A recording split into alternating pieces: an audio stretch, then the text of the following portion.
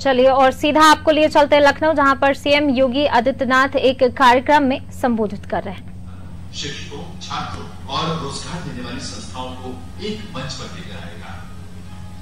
ये उत्तर प्रदेश सरकार की एक और पहल है स्वरोजगार को बढ़ावा देने के लिए, जिससे हमारे युवा और भी सशक्त और काबिल बन सकेंगे।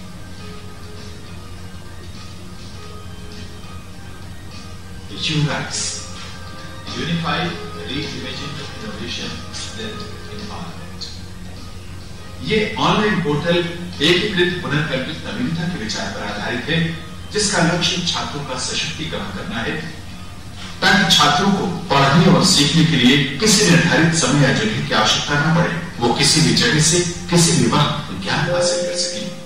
यूराइज प्लेटफॉर्म का विकास AKTU द्वारा तीनों निदेशालयों की सहभागिता से और अपने संसाधनों से विकसित किया जा रहा है। यूराइज की मदद से उत्तर प्रदेश सरकार कौशल, व्यवसाय और तकनीकी शिक्षा से जुड़े सभी छात्रों को हर प्रकार की सेवाएं 24/7 ऑनलाइन उपलब्ध करवाने का भरोसा देता है।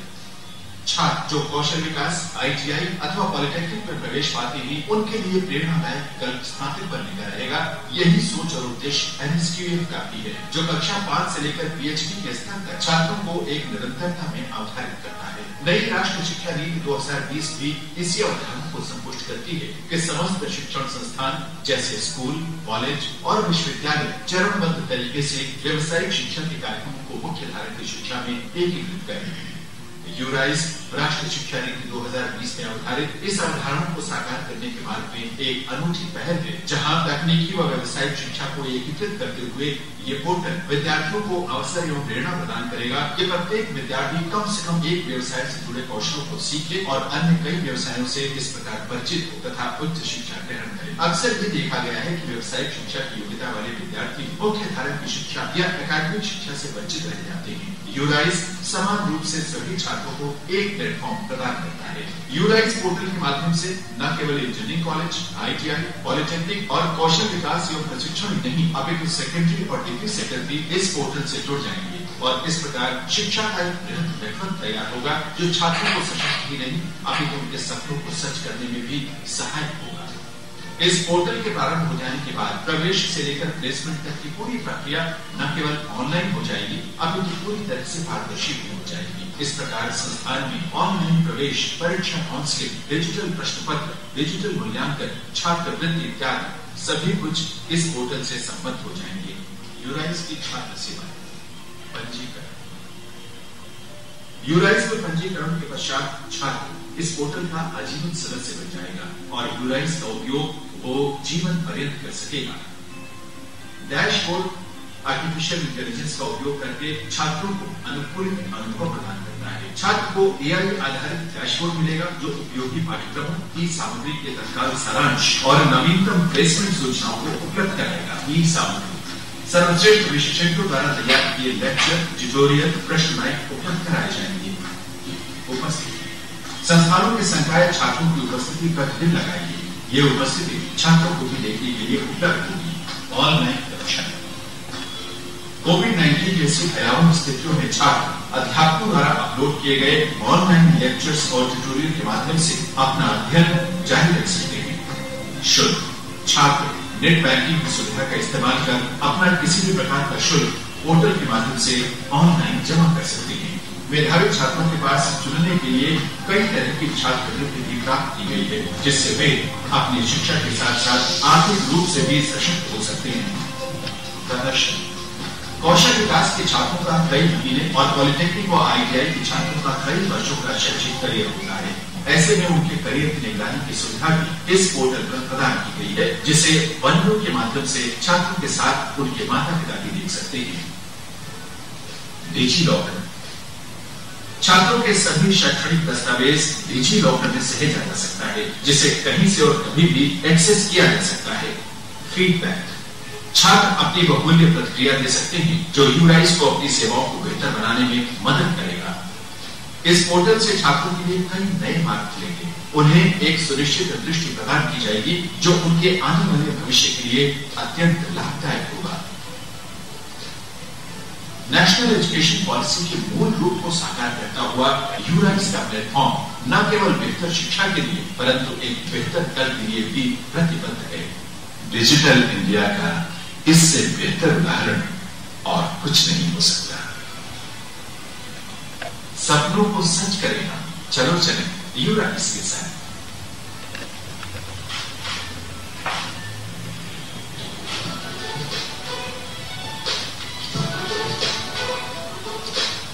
धन्यवाद।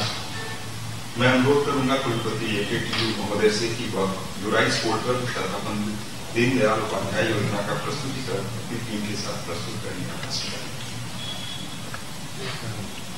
प्रदेश के माननीय यशस्वी लोकप्रिय हमारे सभी के माननीय मुख्यमंत्री जी, कार्यक्रम में हमारी ACS मैडम जो इस समय व्यावसायिक शिक्षा और इंजीनियरिंग दोनों देख रही हैं, सभी हमारे जो डायरेक्टर्स जुड़े हुए हैं। आज इस कार्यक्रम में AKTU की सहभागिता दो तरीके से हो रही है। सबसे पहले तो मैं माननीय मुख्यमंत्री जी को बताना चाहूंगा कि यूराइस की पूरी कल्पना ACS मैडम की दी हुई थी और करीब 5 महीने पहले ये तय हुआ कि पॉलिटेक्निक अलग से कुछ कर रहा है, ITI अलग से कुछ कर रहा है, स्किल मिशन कुछ अलग से कर रहा है, तो क्यों ना हम लोग एक ऐसा समावेशी पोर्टल बनाए जिससे कि माननीय मुख्यमंत्री जी का जो विजन है कि हमारी जो पारदर्शिता है और सभी को जो सुविधाएं हैं अंतिम में डिजिटलीकरण में सभी को ये सुविधाएं मिले। तो इससे AKTU ने जो है वो एक जो है वो प्रोजेक्ट मॉनिटरिंग यूनिट अपने यहाँ पे स्टैब्लिश करी और इस मिशन को लेकर हम लोगों ने 5 प्रोग्रामर्स के साथ इस कार्यक्रम को शुरू किया। ये कार्यक्रम वास्तव में दुरूह था क्योंकि पहली बार शायद पूरे प्रदेश में और पहली बार पूरे देश में 3 अलग अलग विभागों को एक साथ एक प्लेटफॉर्म पे लाना अपने आप में एक कठिन काम था। लेकिन हम लोगों ने तीनों प्लेटफॉर्म्स में पॉलिटेक्निक के छात्रों की अलग रिक्वायरमेंट्स थी, ITI की अलग थी, ट्रेनिंग स्किल एंड प्लेसमेंट की अलग स्किल थी। तो हम लोगों ने तीनों के रिक्वायरमेंट को स्टडी करके और रिकॉर्ड टाइम में दिन रात करके हम लोगों ने ये यूराइस पोर्टल बनाया। मुझे लगता है कि यूराइस पोर्टल आपके मार्गदर्शन में एक मील का पत्थर साबित होगा और इसलिए नहीं कि ऐसे कई पोर्टल्स नहीं है, पर ऐसा ये अपने आप का एक अलग पोर्टल है जहां पे कम से कम चूंकि ITI और पॉलिटेक्निक के स्टूडेंट्स मिले होते हैं और हर स्टूडेंट्स पे काउंसलिंग की जरूरत होती है और हम लोगों ने इस पूरे पोर्टल में आर्टिफिशियल इंटेलिजेंस को भी यूज करके कोई बाहर का व्यक्ति आएगा, अगर वो किसी गांव से जुड़ा है या कहीं से भी जुड़ा है, अगर उसे ये पता लगाना है कि वो ITI कर सकता है तो उसका निकटस्थ ITI क्या है, उसे कौन सी फील्ड से ITI करना है, ITI के बाद अगर वो पॉलिटेक्निक करना है तो कैसे पॉलिटेक्निक करेगा, ये सब की चीजें हम लोगों ने मिलाकर बनाई है। न्यू एजुकेशन पॉलिसी का जो स्ट्रक्चर आया वो बाद में आया और वो भी यही कहता है कि किसी तरीके का सेग्रीगेशन नहीं होना चाहिए, बल्कि एक लड़का हो वो चाहे तो वोकेशनल में चला जाए, चाहे वो पॉलिटेक्निक में जाए, चाहे वो इंजीनियरिंग में जाए। और उस दृष्टि से हमारा पोर्टल पूरे देश भर में मुझे लगता है कि अपना अनूठा पोर्टल होगा और इस पोर्टल को मैं जो हूँ आपके ही मार्गदर्शन में और आपकी ही प्रेरणा से हम लोगों ने इसमें आर्टिफिशियल इंटेलिजेंस भी यूज किया है जिससे कि बच्चों की काउंसलिंग का भी पार्टिसिपेशन हो पाए। आपने अपने कई कार्यक्रमों में हम लोगों को मार्गदर्शन दिया है कि हम लोगों को पढ़ाई लिखाई के कुछ नए कार्यक्रम सोचने पड़ेंगे और उससे हम लोगों ने यहाँ पे लड़कों के लिए बहुत सारे लेक्चर मटेरियल्स भी दिए हैं। जैसे कि कोई लड़का मैकेनिकल का ट्रेड कर रहा है तो वो अगर ब्रांच 1 में है तो उसके सारे लेक्चर्स उसके सामने आएंगे, तो इस तरीके से जो है वो लेक्चर्स जो है वो भी आएंगे। तो ये भी एक बहुत बड़ा महत्वपूर्ण इम्पोर्टेंट काम जो है इस पोर्टल के द्वारा हुआ है। मेरा मानना है कि ये पोर्टल जो है आपकी प्रेरणा से मील का पत्थर साबित होगा। दूसरी जो स्कीम है जिसके लिए आज आपने 8 अगस्त 2017 को DDQIP Deendayal quality improvement programme जारी किया था प्रावधिक शिक्षा के बढ़ते कदम पे इंदिरा गांधी प्रतिष्ठान में, और आपने उस समय मुझे लगता है कि पूरे देश भर में ऐसा बड़ा प्रोग्राम प्रदेश सरकार द्वारा लॉन्च नहीं हुआ था 200 करोड़ रुपए आपने सभी इंजीनियरिंग कॉलेजेस को अपने कर कमलों से बांटे थे उनको गुणवत्ता सुधार के लिए। आज मैं आपके समक्ष के कहना चाहता हूं कि वो 200 करोड़ रुपए सभी इंजीनियरिंग कॉलेजेस में उसको इस्तेमाल हुए हैं और कई हमारे इंजीनियरिंग कॉलेजेस ने उससे MBA एक्रेडिटेशन भी प्राप्त किया है और कई हमारे इंजीनियरिंग कॉलेजों ने कई बहुत सारे इंफ्रास्ट्रक्चर जो है वो एस्टैब्लिश किए हैं। तो आज की डेट में आपके ही कर कमलों से 100 करोड़ रुपए हम लोग और जो है सभी इंजीनियरिंग कॉलेजेस को, दोनों विश्वविद्यालयों को, गोरखपुर HBTU और प्रदेश के सारे इंजीनियरिंग कॉलेजों को आपके कर कमलों से और हम लोग 100 करोड़ रुपए जो है उनको देने जा रहे हैं। आज कोविड का ऐसा समय है जब बहुत सारे लोगों को न्यू नॉर्मल के समय हॉस्टल्स की जरूरत है, उनको बड़े डिजिटल इंफ्रास्ट्रक्चर की जरूरत है और ये 100 करोड़ रुपए हम लोगों ने हॉस्टल्स और डिजिटल इंफ्रास्ट्रक्चर के लिए स्टैब्लिश करने के लिए उनको रखा है और भविष्य में भी विश्वविद्यालय ने ये तय किया है कि आपके मार्गदर्शन में और आपकी प्रेरणा सोच से अगर 200 करोड़ रुपए और 300 करोड़ रुपए अलग से और इंजीनियरिंग कॉलेजेस को देने की आवश्यकता होगी तो वो भी आपके जो है मार्गदर्शन में दिया जाएगा। हम लोगों का लक्ष्य यही है कि सभी जो हमारे इंजीनियरिंग कॉलेजेस हैं वो NBA के एक्रेडिटेशन में आए, उनको राष्ट्रीय प्रत्यायन का एक्रेडिटेशन मिले और साथ में जो है उनकी नेशनल इंस्टीट्यूट रैंकिंग फ्रेमवर्क में हमारे इंजीनियरिंग कॉलेज पूरे देश में एक अग्रणी है। इन्हीं के साथ मैं अपनी पूरी टीम को कहूंगा कि वो यूराइज पोर्टल का डेमोन्स्ट्रेशन करें और माननीय मुख्यमंत्री जी के कर कमलों से इन तीनों चीजों का शिलान्यास करने की उनसे अनुरोध करें। धन्यवाद। टीम लीगल साइंस से दोनों यहाँ हमारे लीडर हैं, उन्होंने इसमें बहुत मेहनत करी है।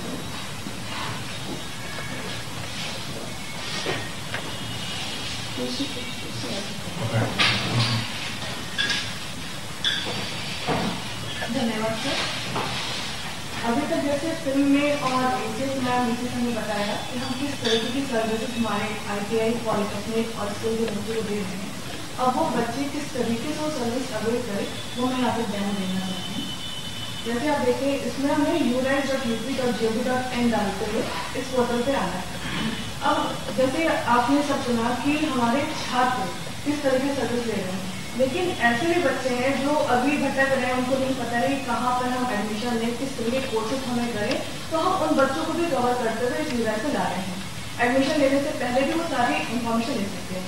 वो किस तरीके से ले सकते हैं, उन 3 पॉइंट्स को मैं यहाँ पर मेंशन करना चाहती हूँ। पहला, हमने ITI और पॉलिटेक्निक के कॉलेजेस को हमारे यूपी के मैप पर एम्बेड कर दिया है। अब यहाँ पे जैसे आप देख सकते हैं लाल रंग के जो बबल है वो पॉलिटेक्निक को दिखा रहे हैं और जो नीले रंग के बबल है वो ITI को दिखा रहे हैं।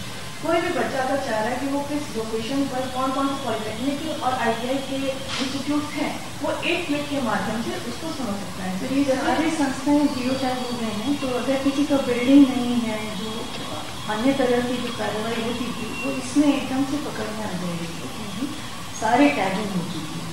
जैसे मैंने यहाँ पे रेड कलर को क्लिक करा तो यहाँ पे देख सकते हैं गवर्नमेंट पॉलिटेक्निक एक खुल गया बगल में, उसका कोड क्या है, कोड है, उसका एड्रेस सब बच्चे को देख सकते हैं। ये पहली चीज है जो हमने यहाँ पे कवर कर दिया। दूसरी चीज है कोर्सेज। ITI पॉलिटेक्निक और स्किल में कितने कोर्सेज चल रहे हैं वो भी हमने यहाँ पे मेंशन किया हुआ है ताकि बच्चों को एडमिशन लेने के बाद समझ में जो आता है कि यहाँ पे ये भी कोर्सेज हम उसको कर सकते हो पहले समझ सकते हैं। अब मैं आपको दिखाती हूँ जैसे यहाँ पे कोर्सेज है पॉलिटेक्निक, इसमें 68 कोर्सेज हमने यहाँ पे सामने दिखा दिया बच्चों को। अब वो सिर्फ कोर्सेज नहीं देखेगा, इसके अंदर कितने सब्जेक्ट हैं वो भी देख सकते हैं एक क्लिक के माध्यम से। अब जैसे एग्रीकल्चर इंजीनियरिंग एक कोर्स है, इसके अंदर 28 सब्जेक्ट उसको पढ़ने पड़ेंगे और लॉग इन करने के बाद उसको 28 प्रोफेशनल वीडियो भी मिल जाएंगी जो आप सामने दिख रहे हैं, कंटेंट रिपोजिटरी अवेलेबल है। इस तरीके से बच्चों को ये आराम से कोर्स और उसके सब्जेक्ट की इन्फॉर्मेशन यहाँ पे मिल जाती है। तीसरी चीज हमने बहुत अच्छी से कवर की है वो KYC। बच्चों को किसी भी कॉलेज के बारे में जानना हो तो वो भी आराम से इसी पोर्टल पे आकर ITI के पॉलिटेक्निक या स्किल आराम से जान सकता है। जैसे कि अभी हम यहाँ देख सकते हैं पहला हमारा कॉलेज है डिबेट पॉलिटेक्निक लखनऊ, उसको जैसे ही डिटेल में चेक करेंगे वो गवर्नमेंट एडेड है, कोएड है और उसके अंदर इतने सारे कोर्सेज चलते हैं बच्चों को आराम से दिख जाएगा। प्लस वो लोकेशन भी देख सकता है यहाँ पर इस कॉलेज की, ये प्रॉपरली गूगल के साथ हमारा एम्बेड है तो इसमें भी सोल्यूशन होगा। ये तो हो गया बच्चे जो बिना लॉगिन किए भी इतनी सर्विस हमारे ले सकते हैं। अब बच्चे लॉगिन करने के बाद किस तरह की सर्विस लेंगे हमेशा गुरु जी बताना। सर ये डैशबोर्ड पूरी तरह से आर्टिफिशियल इंटेलिजेंस से चल रहा है। तो जो बच्चों को सर अटेंडेंस में दिक्कत होती थी, क्लास में जाके भागता था मेरा अटेंडेंस भरा कि नहीं भरा, तो उसको रियल टाइम में सर हम इसमें डेटा क्रिएट करेंगे स्टूडेंट के उपस्थिति का, फैकल्टी के लेसन्स हुए कि नहीं, क्लासेस हुए कि नहीं और क्या पढ़ाया, हर चीज़ सर अब डेटा हमारा रियल टाइम में कलेक्ट होगा। सर एक बच्ची हमारी शिवानी मिश्रा जो पॉलिटेक्निक के हैं, कंप्यूटर साइंस एंड इंजीनियरिंग इन्होंने सब्जेक्ट ले रखा है स्ट्रीम, और इस सेमेस्टर में इसको सर 7 सब्जेक्ट्स पढ़ने हैं और ये 7 सब्जेक्ट्स इनको हम दिखा रहे हैं कि कौन से सब्जेक्ट्स हैं थ्योरी के और कौन से प्रैक्टिकल के सब्जेक्ट्स हैं। ये बच्चे लॉगिन करने के बाद है सर आज के डेट की इनकी अटेंडेंस दिखी है। आज इन्होंने 1 क्लास अटेंड करा है तो इनकी अटेंडेंस रियल टाइम में मॉनिटर की जा रही है। कंटेंट रिपोजिटरी में इसके शिवानी के बच्चे के हिसाब से जो इन्होंने सब्जेक्ट्स लिए हैं उस सेमेस्टर में, उसके हमारे पास 49 कंटेंट रिपोजिटरी अवेलेबल है।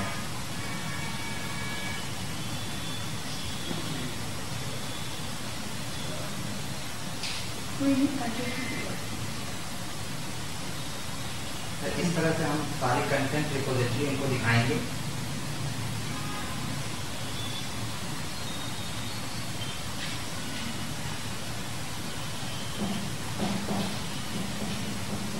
बच्चे के पास में सारी रिपोजिटरी अवेलेबल होती है, जो प्रोसेस चल रही है, जो उनके एक्सपर्ट पहले से रेडी करके हमें देते हैं और हम इन पोर्टल पे उसको लॉन्च करते हैं। इसमें सर एक बहुत अच्छा फीचर हम लोगों ने लगाया है डिजी लॉकर का। डिजी लॉकर में बच्चा अगर 10th क्वालिफाई कर चुका है, 12th क्वालिफाई कर चुका है, तो उसके सारे डॉक्यूमेंट्स वो अपलोड हो जाएंगे और वो कहीं भी पूरे देश में कहीं भी जाएंगे तो उनको वो हार्ड कॉपी ले जाने की कोई ज़रूरत नहीं है। वो यहाँ से अटेस्टेड अप्रूव्ड सारे सर्टिफिकेट यहाँ से अवेल कर सकते हैं। एक क्लिक पे उनके पास वो डॉक्यूमेंट्स आ जाएंगे। ये सर प्लेसमेंट एजेंसी जब रोजगार के लिए बच्चों को अलग अलग कोई नहीं देना है, ये वैलिडेटेड डिजिटली थर्ड पार्टी को हम लोगों से दे सकते हैं। यहाँ पर बच्चे अपने कोर्स से अपने कॉलेज का फीस, एग्जामिनेशन फीस, सारी चीज़ें एक क्लिक पे सबमिट कर सकते हैं।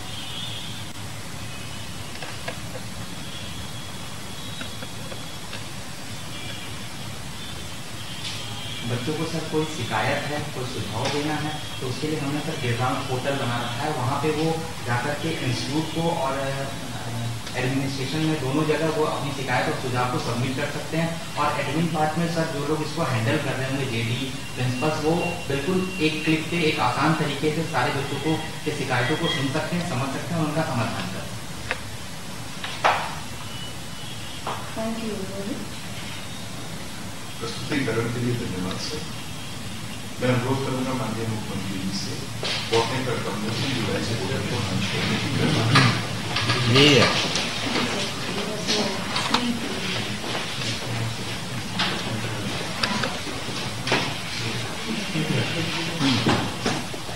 आ गया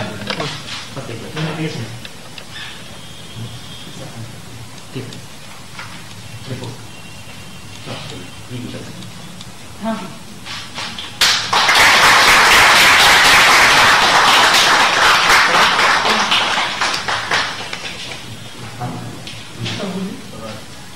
मैं पुनः अनुरोध करूंगा कि पंडित दीनदयाल उपाध्याय योजना के अंतर्गत चेकों का और नए कार्यों का शिलान्यास 100 करोड़ और बाकी उससे काम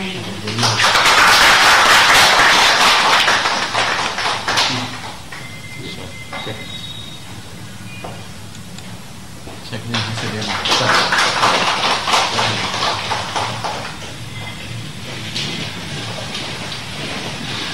धन्यवाद सर। मैं अनुरोध करूंगा माननीय मुख्यमंत्री जी से कि इस अवसर पर अपने उद्बोधन से हमें अभिसंधित करने की कृपा करें।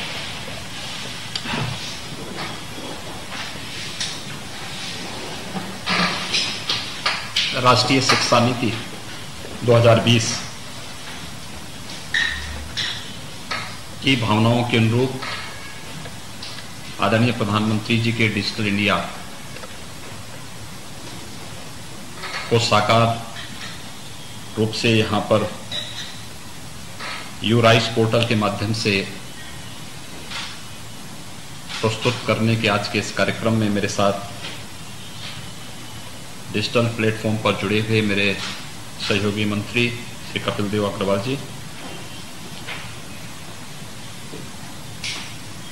विभाग की अपर मुख्य सचिव श्रीमती राधा चौहान जी,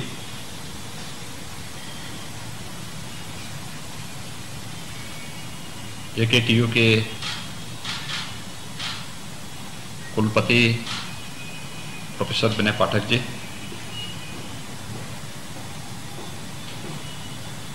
AKTU से जुड़े हुए सभी फैकल्टी मेंबर्स और पूरे प्रदेश से जुड़े हुए हमारे प्राविधिक शिक्षा,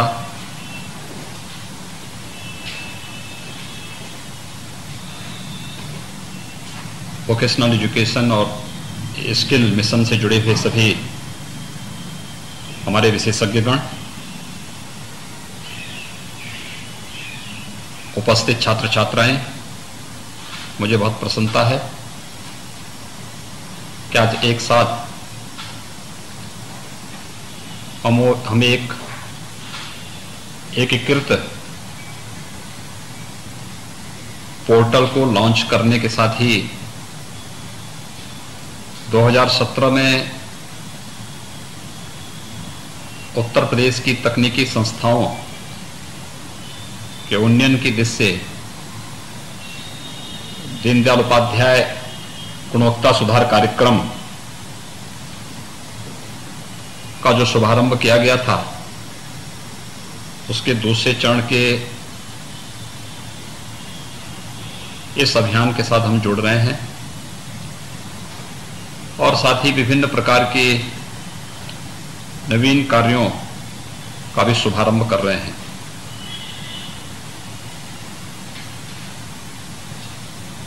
मैं विभाग को इस बात के लिए भी धन्यवाद दूंगा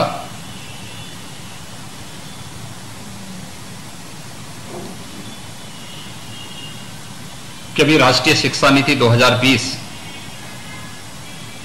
आदरणीय प्रधानमंत्री जी ने अभी हाल ही में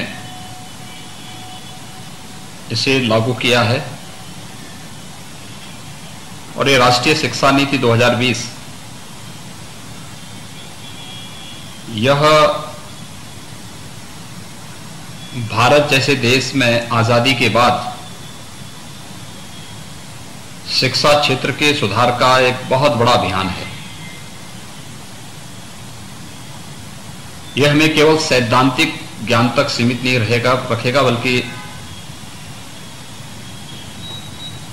अधिकाधिक छात्र छात्राओं को व्यावहारिक और तकनीकी ज्ञान के साथ जोड़ने का एक सशक्त माध्यम और एक ये बनने जा रहा है। यूराइस पोर्टल प्राविधिक, व्यावसायिक और कौशल विकास से जुड़े हुए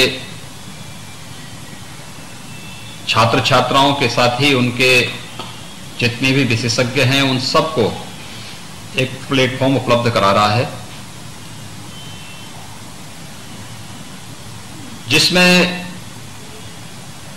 छात्र के जीवन चक्र को बेहतर तरीके से प्रस्तुत करने का एक प्रयास है और ये होना भी चाहिए, क्योंकि मैं बहुत दिनों से इस बात को स्वयं भी सोचता था। हम वर्तमान में कुछ फर्जी शिक्षकों के एक बहुत बड़े कार्रवाई को आगे बढ़ा रहे हैं और ये तकनीक से ही संभव हो पाया है। बहुत सारे लोगों ने फर्जी डिग्री लेकर के उन्होंने नौकरियां हासिल की। वर्षों से मामला चल रहा था लेकिन कभी भी पकड़ में नहीं आता था। लेकिन हम लोगों ने एक यूनिफाइड पोर्टल तैयार किया और उसके माध्यम से जब इस कार्रवाई को आगे बढ़ाया तब सफलतापूर्वक हम ऐसे लोगों को चिन्हित करने में सफल हो रहे हैं। यूराइस पोर्टल छात्र के पूरे जीवन चक्र को लेकर के चल रहा है, उसके प्रवेश से लेकर के उसके पाठ्यक्रम को, उसके प्रैक्टिकल को, उसके शुल्क को,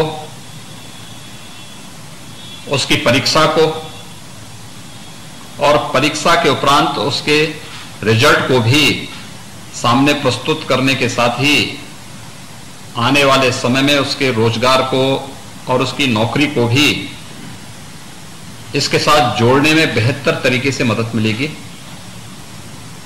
किसी को भी जानकारी लेनी हो किसी भी छात्र छात्रा के बारे में, वह चाहे संस्था को या किसी अन्य संस्थान को, तो आसानी से जानकारी ले पाएगा। उस छात्र के बारे में, उस छात्रा के बारे में पूरी जानकारी उपलब्ध कराने का एक बहुत सशक्त माध्यम तकनीक के माध्यम से आज से उपलब्ध करा रहा है। तो छात्र छात्राओं के लिए भी अब एक बेहतर प्लेटफॉर्म उपलब्ध हुआ है। मैं हमेशा से इस बात को मानता रहा हूं कि सामाजिक समानता तब तक एक दूर की पौड़ी हमारे लिए बनी रहेगी जब तक शिक्षा के क्षेत्र में हम समानता लाने में सफल नहीं होते। और ये पोर्टल अपने आप में एक शैक्षिक समानता को भी सामने ला रहा है। ई कंटेंट के माध्यम से हर एक पाठ्यक्रम को इसके साथ जोड़ने और हर एक छात्र छात्रा के लिए सुलभ होना यह अपने आप में एक बड़ा कार्य है। शिक्षा के क्षेत्र में नई जानकारी देना, तकनीक के क्षेत्र में नई जानकारी देना, व्यवसायिक शिक्षा के बारे में नई जानकारी देना, स्किल मिशन के बारे में उन छात्रों को नई जानकारी देने के साथ ही एक व्यावहारिक जानकारी देने के साथ उनको जोड़ना, यह अपने आप में एक बहुत बड़ा कार्यक्रम है। मुझे लगता है कि तकनीक जीवन में कैसे व्यापक परिवर्तन ला सकता है, यह हम लोगों ने इस कोरोना कालखंड में देखा है। और अगर तकनीक नहीं होती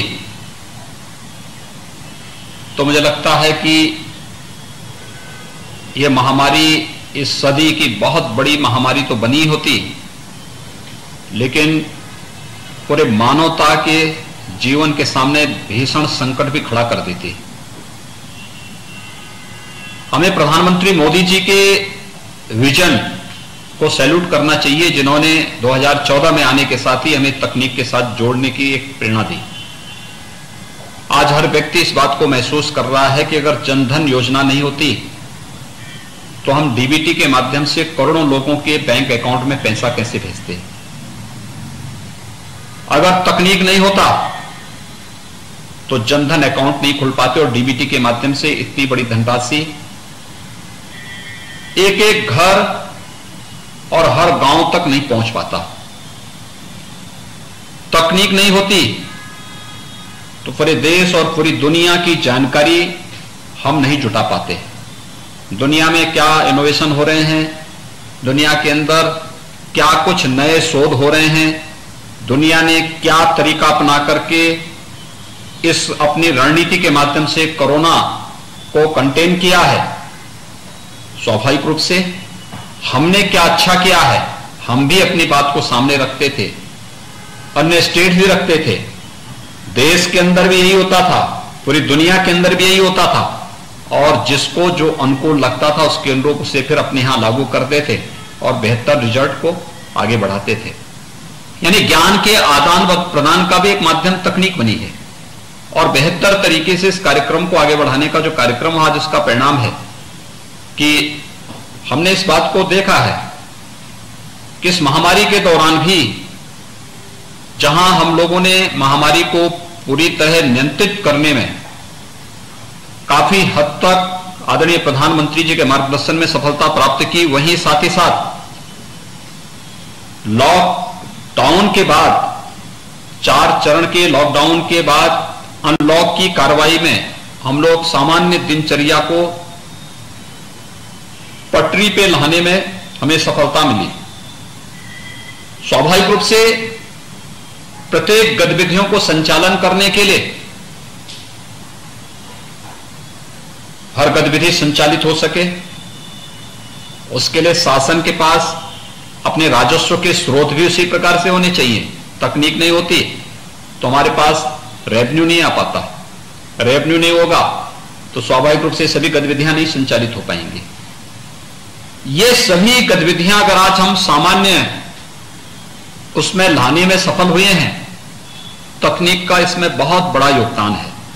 और इस दौरान हमने देखा कि ऑनलाइन एजुकेशन के माध्यम से भी पिछले 6 महीनों से भले ही हमारे शिक्षा और प्रशिक्षण संस्थान बंद हैं, विश्वविद्यालय, महाविद्यालय और स्कूल, कॉलेजेस सभी बंद चल रहे हैं, लेकिन इस दौरान भी ऑनलाइन एजुकेशन के माध्यम से बहुत अच्छे ढंग से हर एक व्यक्ति तक पहुंचने में सफलता भी प्राप्त हुई है और लोगों के अंदर एक नई रुचि देखने को मिली है, उनके अंदर एक जागरूकता देखने को मिली है, तकनीक को अपनाने की एक नई होड़ देखने को मिली है, एक स्वस्थ प्रतिस्पर्धा के साथ लोग आगे बढ़ते हुए दिखाई दिए हैं। तो एक बहुत बड़ा कार्य है। मुझे लगता है कि राष्ट्रीय शिक्षा नीति 2020 लागू होने के बाद उत्तर प्रदेश का प्राविधिक, व्यावसायिक और कौशल विकास से जुड़े हुए विभाग ने आज यह सबसे पहला कार्यक्रम यहां पर उत्तर प्रदेश में लागू किया है। 20 लाख से अधिक हमारे छात्र छात्राएं इससे लाभान्वित होंगे। तो साथ ही जो इस क्षेत्र के विशेषज्ञ हैं, हर एक के पास अपनी एक नई, उनके सबके पास उनके अपने विचार होते हैं, उनकी अपनी एक सोच होती है, उनकी अपनी एक कार्य पद्धति होती है। उनको भी इस कार्यक्रम के साथ जुड़ने और इससे अधिकाधिक जानकारी लेने में मदद मिलेगी। एक साथ 50-20 लाख से अधिक छात्र छात्राओं को इस एकीकृत पोर्टल के माध्यम से तकनीकी, व्यावसायिक और कौशल विकास से जुड़ी हुई जानकारी उपलब्ध कराने, उन्हें उनके पाठ्यक्रम की जानकारी उपलब्ध कराने और छात्र छात्रा के पूरे जीवन चक्र को उसके साथ जोड़ने के इस अभिनव प्रयोग के लिए मैं विभाग को धन्यवाद देता हूं। राष्ट्रीय शिक्षा नीति 2020 लागू होने के बाद का उत्तर प्रदेश देश का एक पहला ऐसा एकीकृत पोर्टल है जो अपने आप में लागू होकर के अन्य लोगों के लिए भी एक मानक बन सकता है। ये एक बेहतर प्रयास है। मैं इसके लिए विभाग को, खासतौर पर ACS जो टेक्निकल एजुकेशन, वोकेशनल एजुकेशन और स्किल डेवलपमेंट का कार्य देख रही हैं, श्रीमती राधा चौहान जी को, AKTU के वाइस चांसलर और उनकी पूरी टीम को मैं हृदय से इसके लिए एक सफलतम आयोजन के लिए बधाई देता हूं। साथ ही पंडित दीनदयाल उपाध्याय जी की जन्म सदी के अवसर पर हम लोगों ने प्रदेश के जो भी हमारे 2 टेक्निकल यूनिवर्सिटी जन्ने थे, गोरखपुर के मदन मोहन मालवीय प्रौद्योगिकी विश्वविद्यालय और कानपुर के तकनीकी विश्वविद्यालय के साथ ही हमारे जितने भी गवर्नमेंट इंजीनियरिंग कॉलेजेस थे, स्वाभाविक रूप से इन सब के पास उस समय अपने आप को तकनीक के साथ जोड़ने, अपनी लैब्स को, अपनी लाइब्रेरी को स्ट्रेंथन करने, छात्र छात्राओं के लिए अन्य बुनियादी सुविधाओं के लिए धनराशि का अभाव देखने को उस समय हमें 2017 में जब ये जानकारी मिली कि वहां पर अभाव है, तो ₹200 करोड़ रुपए उस समय तकनीकी विश्वविद्यालय उत्तर प्रदेश टेक्निकल एजुकेशन के माध्यम से AKTU ने इस कार्यक्रम को आगे बढ़ाया था। और मैंने इस बात को देखा कि अनेक संस्थानों ने अपनी लैब्स को अच्छी बनाई, लाइब्रेरी का डिजिटलीकरण किया, अपने यहां छात्र छात्राओं के लिए बुनियादी सुविधाओं को आगे बढ़ाने का कार्य किया। और आज हम सेकंड फेज में फिर से 100 करोड़ रुपए का वितरण उन सभी संस्थाओं को जहां पे इसकी आवश्यकता थी, इसमें KNIT सुल्तानपुर भी है और भी अन्य संस्थाएं इसमें हैं, सभी लोग इसका लाभ ले रही हैं। मुझे विश्वास है हम सब हमेशा अपने आप को अगर इस प्रकार की तकनीक से युक्त करते हुए आगे बढ़ेंगे तो बड़ी से बड़ी चुनौती हमारे लिए चुनौती नहीं रह पाएगी और आसानी से हम एक सामान्य मानविकी के जीवन में बेहतर परिवर्तन लाने में सफल हो सकते हैं। तकनीक जीवन में कितना भारी परिवर्तन ला सकता है, आपने इस कोरोना कालखंड में इस बात को महसूस किया है। और आने वाले समय में भी हमें अपने आप को इन सब के प्रति सदैव सतर्क रह करके जागरूक करना पड़ेगा।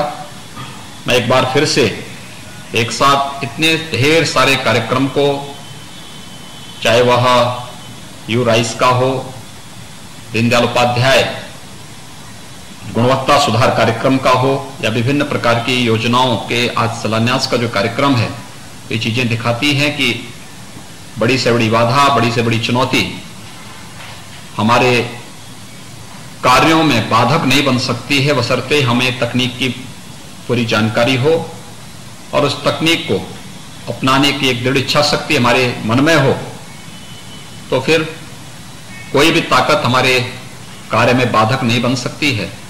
और यह कार्यक्रम आज इस बात को साबित कर रहा है। मैं एक बार फिर से तकनीकी, व्यावसायिक और कौशल विकास के लिए एक एकीकृत पोर्टल के लॉन्च होने पर मैं सभी संबंधित को हृदय से बधाई देता हूं, अपनी शुभकामनाएं देता हूं और विश्वास व्यक्त करता हूं कि हम इन सेवाओं के माध्यम से प्रदेश के 20 लाख से अधिक छात्र छात्राओं को लाभान्वित करने के साथ ही इस क्षेत्र के विशेषज्ञ भी इस तकनीकी और व्यवहारिक ज्ञान को के आदान प्रदान करने और उसके माध्यम से प्रदेश के छात्र छात्राओं को एक बेहतर पहुंच के साथ इसे आगे बढ़ाने में मदद कर पाएंगे। आप सबके प्रति मेरी शुभकामनाएं। धन्यवाद। जय हिंद। धन्यवाद सर। सपनों को सच करें हम, चलो चले यू राइस के संग। छात्रों के सशक्तिकरण के लिए विकसित इस पोर्टल का यह शीर्षवाद अपनी कहानी को स्वयं कहते हुए हमें ज्ञान से विज्ञान की ओर और विज्ञान से मानव कल्याण की ओर लेके चलता है। यही डिजिटल इंडिया का उद्देश्य है। यह पोर्टल इंजीनियरिंग, डिप्लोमा, ITI और कौशल विकास के विद्यार्थियों को सूचनाओं और सेवाओं का एक समेकित मंच प्रदान करते हुए प्रदेश में एक नई रोशनी लेकर आएगा, एक नया मार्ग प्रशस्त करेगा, ऐसा हमारा विश्वास है। मैं आभारी हूँ और हृदय से धन्यवाद देता हूँ अपने ओजस्वी माननीय मुख्य